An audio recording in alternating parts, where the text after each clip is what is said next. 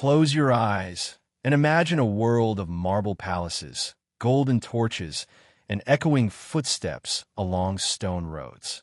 A world where armies stretched across continents, and a whisper of power carried further than the clash of swords.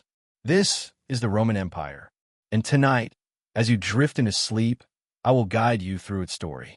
Long ago, more than 2,000 years in the past, Rome was nothing more than a small settlement beside the river Tiber. Humble farmers and shepherds lived there, unaware that their modest village would one day rise to command the known world. Legend tells us that Rome began with twins, Romulus and Remus, abandoned as infants, raised by a she-wolf, and destined for greatness. Romulus, after a quarrel with his brother, became the founder of the city that would carry his name, Rome. From that mythic beginning, destiny was already written into the stones of the empire. At first, Rome was ruled by kings, but suspicion and ambition soon transformed it.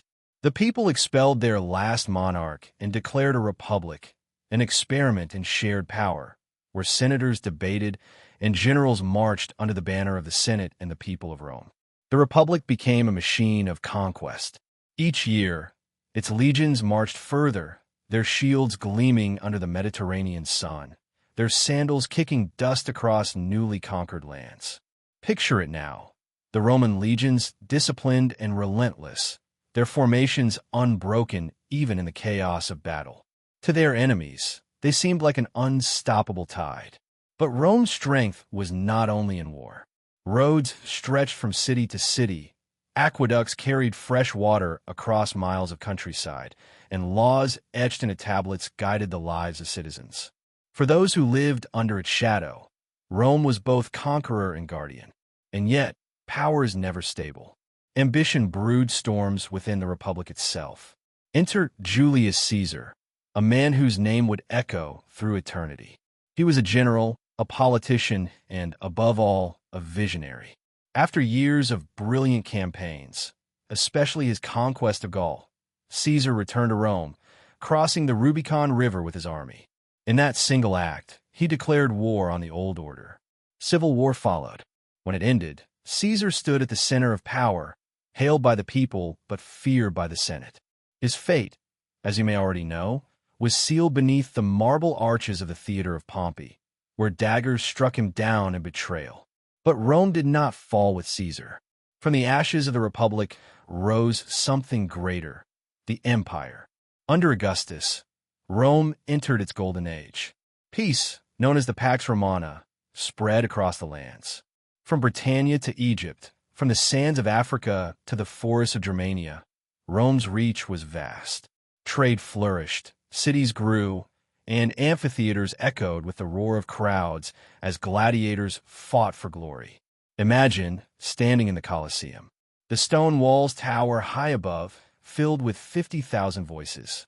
Below, the arena floor glitters with sand. In the imperial box, an emperor watches calmly, his thumb deciding life or death. Rome, at its height, was both magnificent and merciless. As centuries passed, emperors rose and fell. Some were wise, like Marcus Aurelius, the philosopher king whose writings still soothe minds today. Others were cruel, like Nero, remembered for his vanity and violence. Yet through chaos and stability alike, Rome endured, its culture spreading far beyond its borders. But even the mightiest empires are mortal. Slowly, cracks began to show. Enemies pressed against the frontiers, and within, corruption and division weakened the core. The empire split in two, east and west. While the eastern half, Byzantium, would shine for centuries more, the Western Empire began to fade. In the year 476, the last emperor of the West was deposed. Rome had fallen, at least in form. But its spirit, its roads, its laws, its stories, those lived on, shaping the very world we inhabit today. So as you drift further into sleep, imagine the echo of footsteps along the ancient forum.